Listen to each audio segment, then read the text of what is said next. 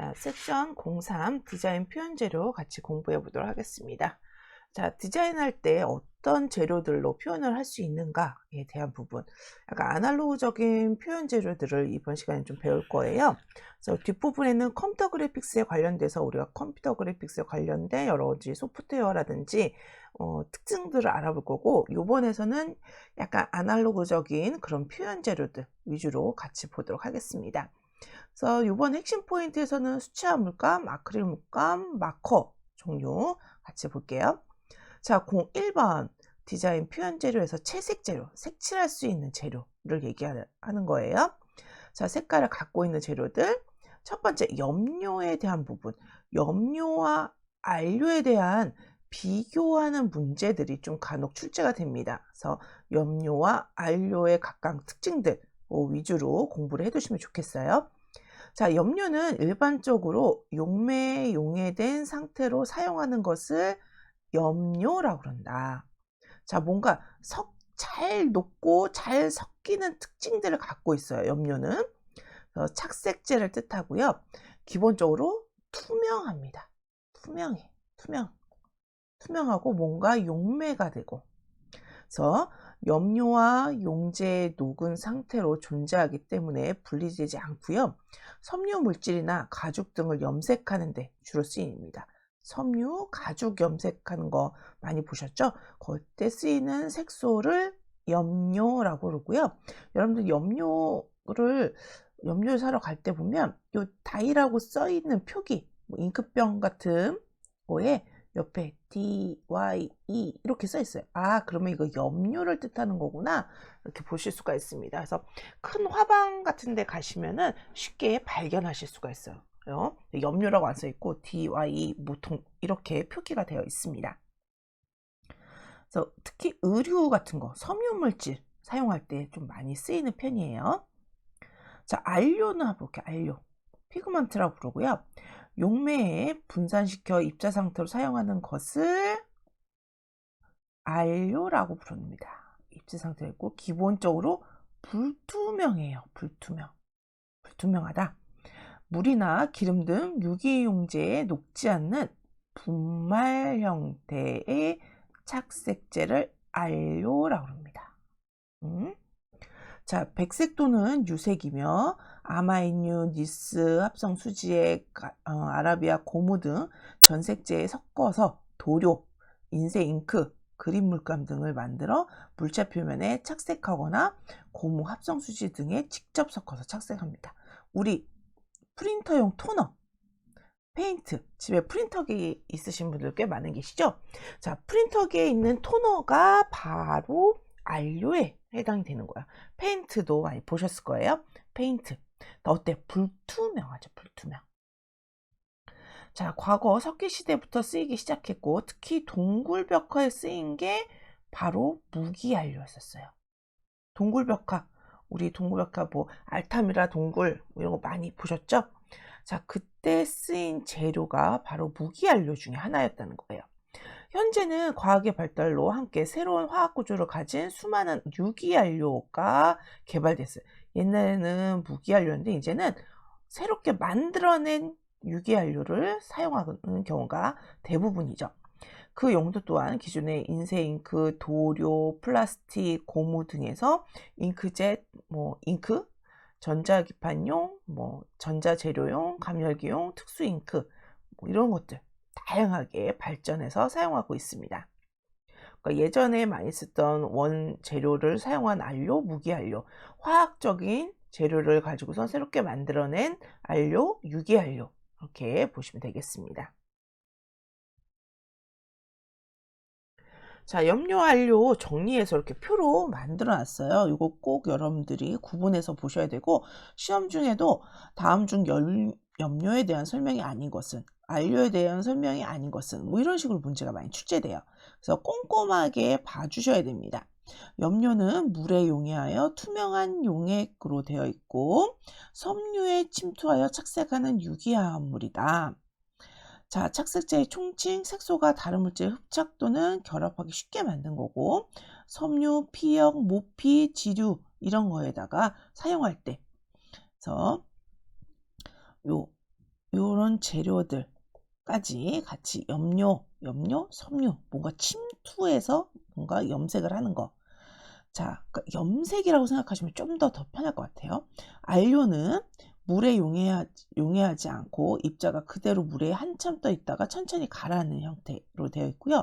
물이나 기름에 녹지 않고 분말인 상태로 물자 표면에 불투명한 유색막을 만드는 물질이다. 피연물의 표면에 직접적으로 염착되지 않고 물리적인 방법에 의해서 피연물 표면에 한다. 얘는 약간 흡착되고 침투하는 개념이고, 얘는 그 위에 표면에 표현되는 거. 그래서 어떤 에다가 페인트를 칠했어요. 그렇다고 그 페인트가 이 물질 안으로 들어오는 건 아니죠. 이 겉에 표면에만 페인트가 칠해지는 거잖아요. 그게 안료. 뭐 옷이다. 내가 흰색 옷에다가 보라색 염료를 넣고선 삶았다. 아니면 담가놨다. 그랬더니 이 섬유가 나중에 다 보라색으로 변경됐어요. 자, 침투한 염료가 되는 거예요.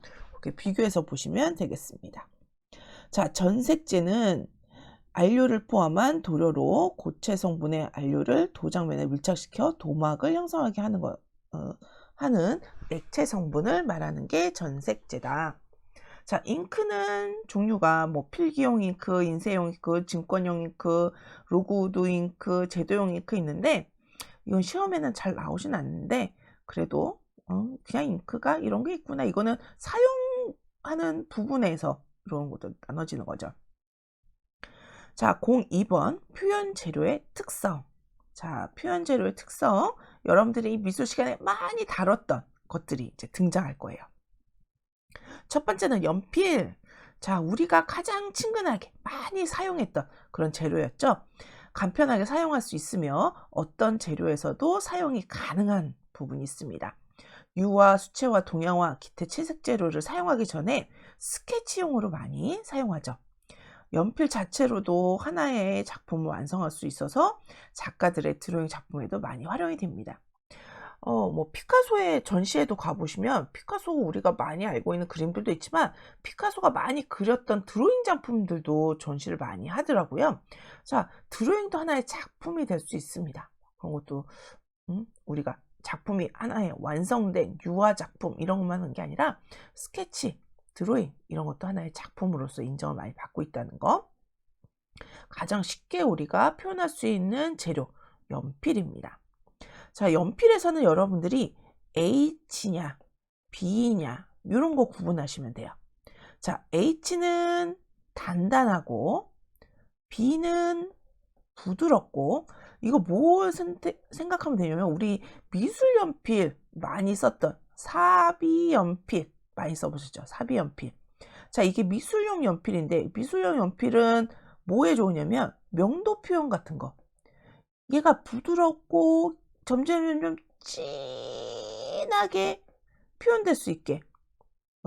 B는 부드럽고 진하고, H는 제도용에 특히 더 많이 쓰여요. 단단하고 연한 표현을 할 수가 있습니다. 자, 그래서 여러분들이 많이 쓰는 뭐 샤프에 들어가는 샤프심은 HB. 자, 2B, 4B, 6B로 넘어가면 점점 부드럽고 점점 진하게. 자, 2H, 4H, 6H로 넘어가면 점점 단단하고 흐리고, 이렇게 볼 수가 있어요. 단단하다 보니까 우리 제도 같은 거 이렇게 선을 긋잖아요. 얘가 2mm 간격으로 뭐 쭉 실선을 그려야 된다. 근데 얘가 그리다가 힘을 줄 때마다 진했다가 연했다가, 아니면은 너무 부드러워서 선이 분명히 같은 굵기로 써져 있는데 점점 굵기가 이렇게 변한다든지 이러면 안 되잖아요. 그래서 제도용일 때는 보통 H 단위를 쓰고, 내가 그릴 때마다 선을 크로키 같은 거 얇았다가 진했다가 막 이런 강약 조절을 할 수 있는 건 B 단위로. 그래서 H와 B 구분해서 보시면 되겠습니다. 자, 가로 2번 수채화 물감. 자, 수채화 물감도 시험에 간혹 잘 나오죠. 수채화는 물감을 물에 풀어서 수채죠, 수. 물에 풀어서 그림을 그릴 때 쓰는 거고요.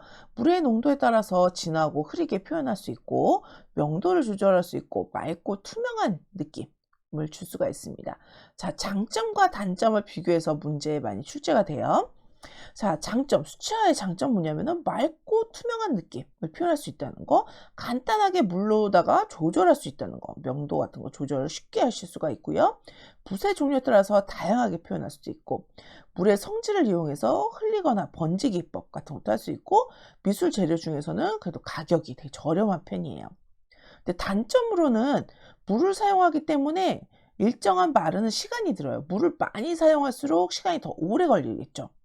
그래서 간혹 가다가 물을 사용해서 그림을 그려야 되는 경우에 뭐 시험장 가면 막 드라이기 같은 거 놓고서 빨리 말리려고 막 촛불 켜놓고 막 이런 경우들이 되게 많이 있어요. 덧칠할 때 종이가 벗겨질 수 있다. 그러니까 물을 많이 갖고 있다 보니까, 그리고 수채화용 종이들은 약간 더 무르고 두께감이 있고 질감이 약간 있는 종이들을 되게 많이 써요. 그래서 붓칠을 막 계속 하다 보면 종이가 막 일어나요. 보풀하기처럼. 자, 그래서 종이가 벗겨지거나 손상될 수도 있습니다. 그리고 한 번 칠하면 수정이 어려워요.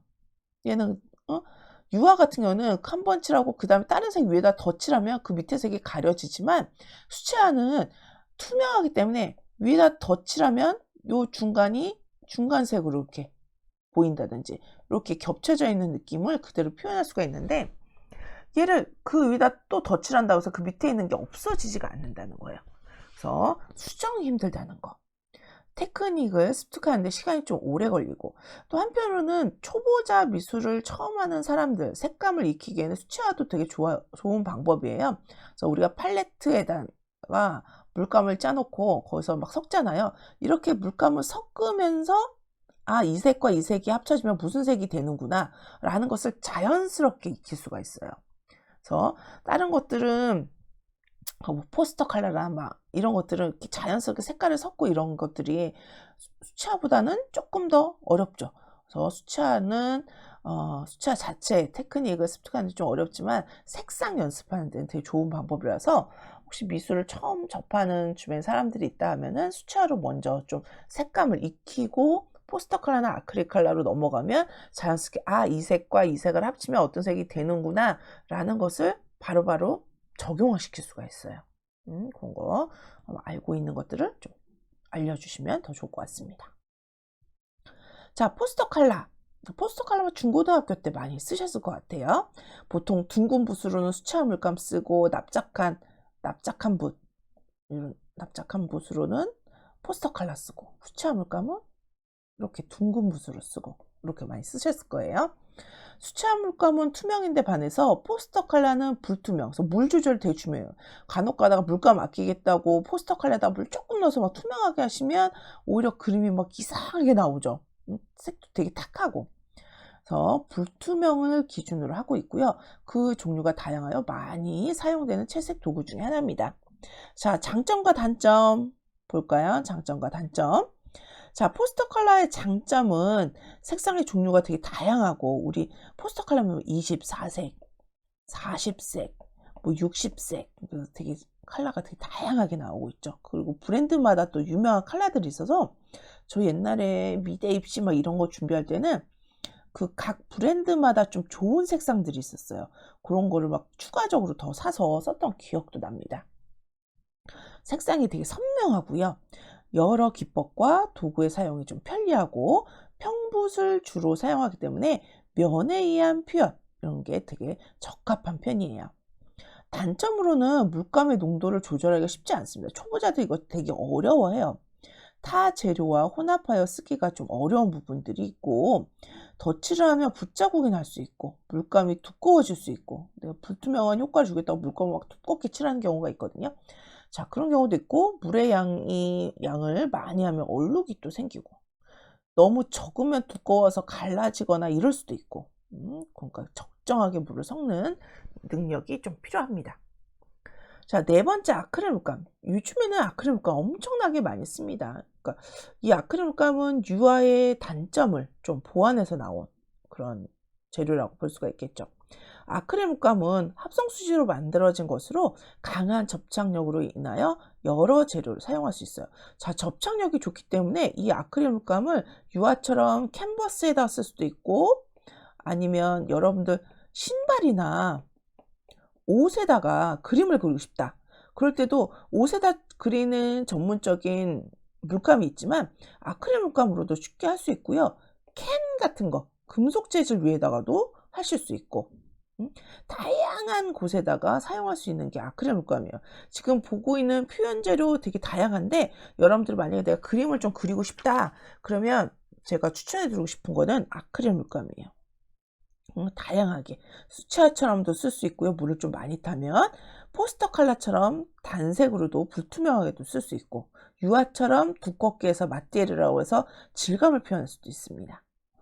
아크릴 물감 되게 요즘에 많이 쓰고, 연예인들 보면 그림 작가 활동 한다고 막 보면 대부분 아크릴 물감으로 작품 활동 하는 거 많이 볼 수 있어요. 요즘에 대부분의 연예인들 작품 활동 되게 많이 하는데, 거의 다 TV에서 나오는 거 보면은 무슨 물감 쓰나 자세히 보면 거의 다 아크릴 물감이더라고요. 물을 사용하기 위해서 때문에 수채화 느낌을 표현할 수도 있고 유화 느낌을 표현할 수도 있다. 장단점 한번 볼까요? 장점은 건조가 되게 빠르다는 거, 내수성도 강하고 유화 같은 표현, 그러니까 이렇게 우리 물감을 이렇게 두껍게 덧칠해서 이렇게 막 쓰는 거, 우리 고우 그림 보면 이렇게 터치감 막 곡선으로 막 이렇게 느껴지잖아요. 그런 표현들도 다 가능해요. 건조 후 물에 지워지지 않는 거, 물에 되게 강한 수채화 물감, 물 떨어뜨리면 얼룩 다시 생기죠. 얘는 나중에 표면 막이 하나 딱 생겨서 물을 떨어뜨려도 변색되지 않습니다. 접착력이 강하고 오래 두어도 변색되지 않는다. 그래서 이거를 우산에다가 아크릴 물감으로 그림을 그리기도 하는데, 우산이 펼쳤을 땐 상관없는데 이렇게 접으면 이렇게 천이 이렇게 좀 말리잖아요. 이렇게. 그래서 이렇게 너무 두껍게 칠하면 이 아크릴 물감이 좀 떨어지는 경향이 있는데, 비에도 강하고 접착력도 강하고 해서 학생들한테 투명한 다이소 우산 같은 거 사다가 자기 나름대로 그림을 그려가지고 나만의 우산을 만드는 그런 작업들도 많이 합니다. 자, 단점 볼까요? 곱고 부드러운 표현을 하기가 쉽지가 않다. 재료적으로 약간 거친 느낌이 좀 강해요. 아크릴 물감이. 덧칠로 인하여 물감의 표층이 두꺼워질 수 있고, 건조가 빠르기 때문에 표현을 빨리 해야 되는 경우, 물감이 빨리 굳어서 필요한 양만 팔레트에 담아서 사용해야 된다는 거. 물감이 금방 굳어요. 우리 수채화 물감은 다 팔레트에 짜놓고서 한참 뒤에도 물 묻히면 이렇게 스르르 녹으면서 물감이 풀어지잖아요. 아크릴 물감은 안 돼요. 딱딱하게 아예 돌처럼 굳어서 다시 쓸 수가 없습니다. 필요한 만큼만 짜서 그때그때 사용해야 돼요. 자, 유화 물감. 가장 회화하시는 분들이 많이 쓰는 물감이죠. 아마인유를 안료에 섞은 것으로 용해 재료는 린시드라는 것을 사용합니다. 약간 유화 많이 하는 작업실에 가면 이 냄새가 많이 풍기죠. 그래서 유화의 냄새 하면 이런 용해제 냄새를 들 수가 있습니다. 장점과 단점을 보면 유화는 오래 보관할 수 있다는 거. 앞에서 봤던 우리가 수채화 물감, 포스터 물감, 아크릴 물감보다는 훨씬 더 오래 보관할 수 있어요. 그래서 우리가 예전에 이렇게 명화라고 부르는 그림들 보면 대부분 유화로 많이 되어 있는데, 그런 100년, 200년 가도 색감이 그래도 잘 보존되는 게 유화의 특징이기 때문에 그렇죠. 굳는 속도가 느려요. 그래서 유화를, 아크릴 컬러 같은 경우는 하루에 그림을 완성할 수도 있고 막 그런데, 유화를 그리는 사람들은 하루에 그림을 완성하기 되게 어려워요. 얘가 굳는 시간이 걸리기 때문에.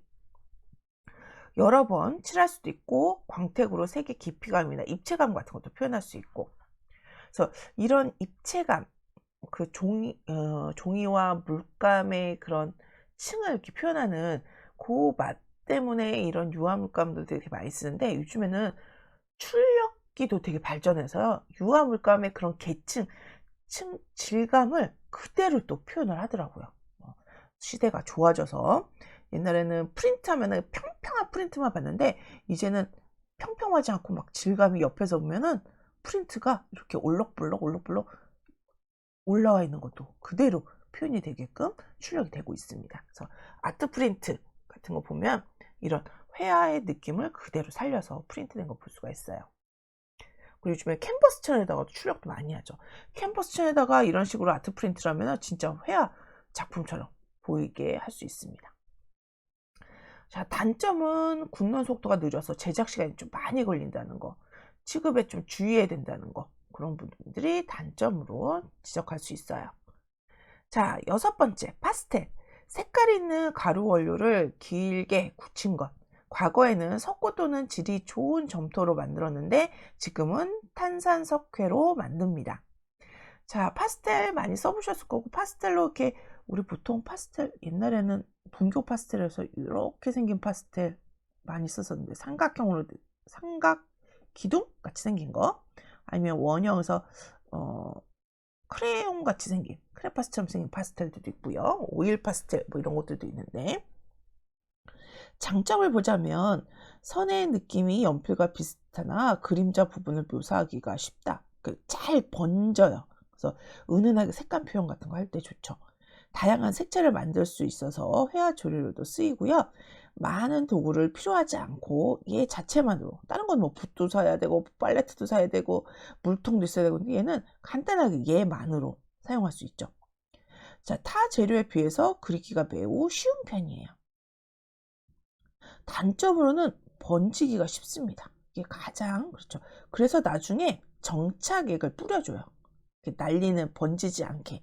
픽사티브라고 해서 그런 거 싹 뿌려줘서 코팅 맛 같은 걸 만들어주죠. 세밀하게 표현하는 게 쉽지 않은 부분들이 있고, 그래서 이런 각진 부분을 이렇게 세워가지고 이렇게 세밀한 부분을 표현하죠. 오래 보관하기 좀 어려운 부분들이 있습니다. 유화나 이런 것들에 비해서 쉽게 변색되고 물감에 이렇게 그림의 손상 같은 것도 많이 일어나죠. 7번째, 색연필. 심해, 납, 찰흙, 백악 등의 광물질을 섞어가지고 만든 겁니다. 사용하기가 간편하여 러프 스케치용으로 좀 많이 사용하고 있어요. 색연필의 종류는 유성 색연필, 수성 색연필. 요즘에 수성 색연필 많이 나왔죠. 일반적으로 우리가 초등학교 때 많이 썼던 빨간 색연필, 유성 색연필이에요. 기름 성분이 있는 색연필, 물에 녹지 않는. 자, 수성 색연필은 그림 용도로 많이 활용하고 있어요. 색연필처럼 쓰는데 나중에 물감을, 이렇게 수채 물감 같은 거 느낌을 좀 주고 싶다 그러면은 붓에다가 물 붙여가지고 슉 하면은 색연필이 샤르륵 녹으면서 수채화처럼 변경되는 걸 볼 수가 있습니다. 장점과 단점 보도록 할게요. 장점은 사용하기 편리하고 러프 스케치 할 때 색감의 느낌을 빠르게 전달할 수 있고, 수용성 색연필로 사용하면 수채화 느낌도 줄 수 있고, 단점으로는 세밀한 표현이 쉽지 않고 혼색하기가 좀 어려워져. 이런 게 가장 큰 단점일 것 같아요. 색상을 선명하게 표현하기가 좀 쉽지 않다는 거. 이것도 뭐 재료에 따라서 좀 다른데, 색연필도 워낙 색상도 많고 다양하고 질적으로도 어떤 거는 색이 좀 선명한 색연필이 있고, 어떤 거는 색이 제대로 표현되지 않는 그런 색연필도 있어서 일반적으로 다른 재료들에 비해서는 선명성이 좀 떨어진 부분이 있습니다. 8번째, 목탄과 콩테. 자, 목탄과 콩테는 미술책에 항상 등장했는데 우리가 자주 사용하진 않았던 것들이에요. 그래서 목탄은 이렇게 나무까지 이렇게 태워가지고 만든 거. 자, 콩테도 비슷하게 생겼어요. 약간 파스텔보다 조금 더 길고 단단한 그런 느낌? 그렇게 보시면 되겠습니다. 자, 목탄은 농담 표현에 효과적이고요. 석탄 같은 그런 거니까 잘 번지고요. 깊이감 표현하는데 좋고, 내구성이 부족해요. 힘 좀만 주면 똑 부러집니다. 그리고 나중에 정착에 필요하고, 얘도 파스텔처럼 날리거든요. 날리고 번질 수 있으니까 정착에 뿌려줘야 되고, 보존하기가 좀 어려운 부분.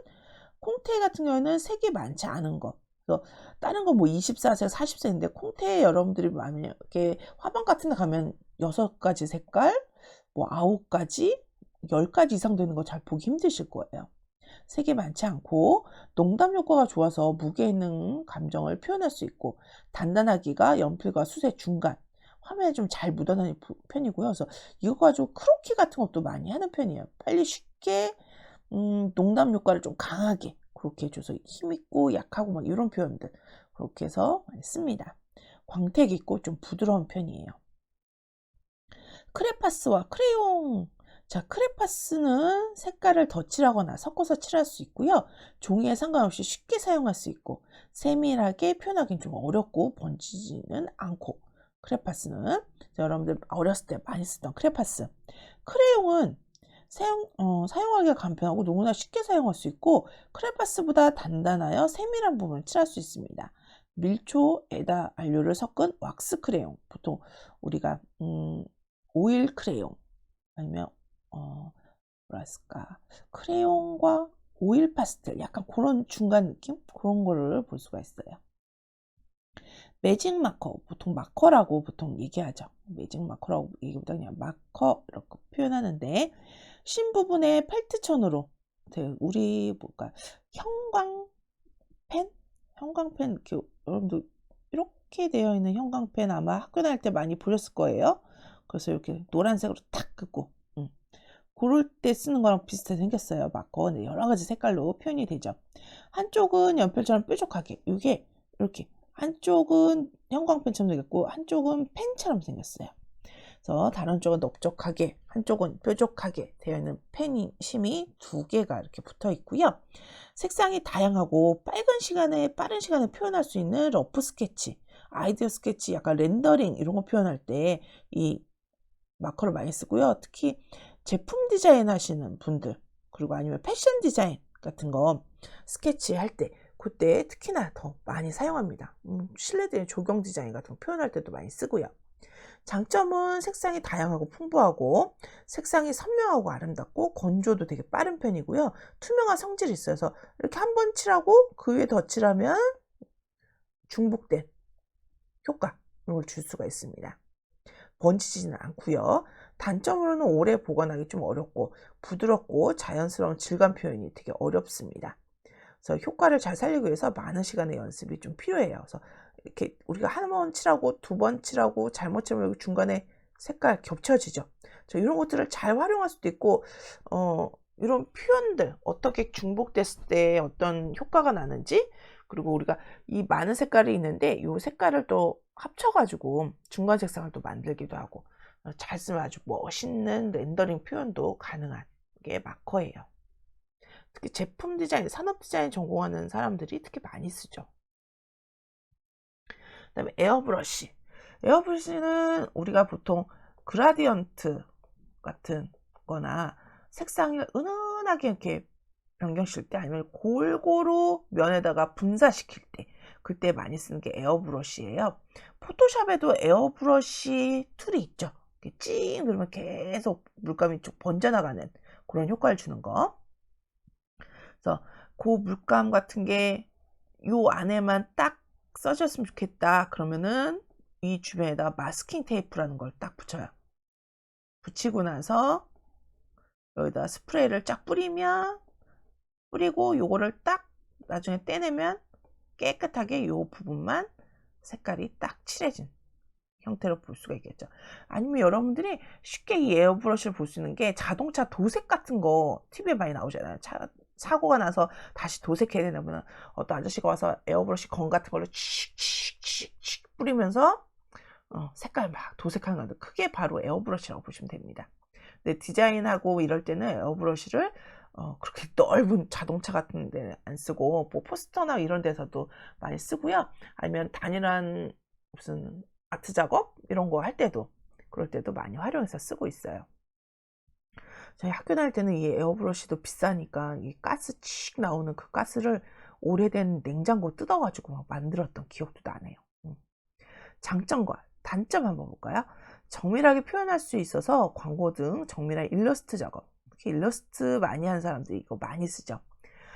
반사 효과에 용이하여 금속 표현에 적합하고요. 잉크가 분사하기 때문에 색과 색의 경계선 부분을 자연스럽게 표현할 때, 그러니까 아까 얘기했던 그라디언트 같은 거 표현할 때 되게 좋아요. 단점으로는 정밀한 기술이 요구되어 습득이 좀 쉽지 않은 거예요. 이걸 이렇게 건을 얼마나 잘 쓰느냐, 그거에 따라서 표현하는 게 좀 많이 달라집니다. 마킹 작업으로 작업의 속도가 좀 느려질 수 있다는 부분이 있고요. 완성 후나 작업 중간에 수정하기가 좀 쉽지 않은 것, 그리고 거칠고 대담한 표현도 쉽지 않다는 단점이 있습니다. 자, 그러면 우리 앞에서 배웠던 이론을 점검하는 기출문제 풀어보도록 할게요. 자, 우리 2번, 한 5번, 6번 이렇게 같이 풀어보도록 하겠습니다.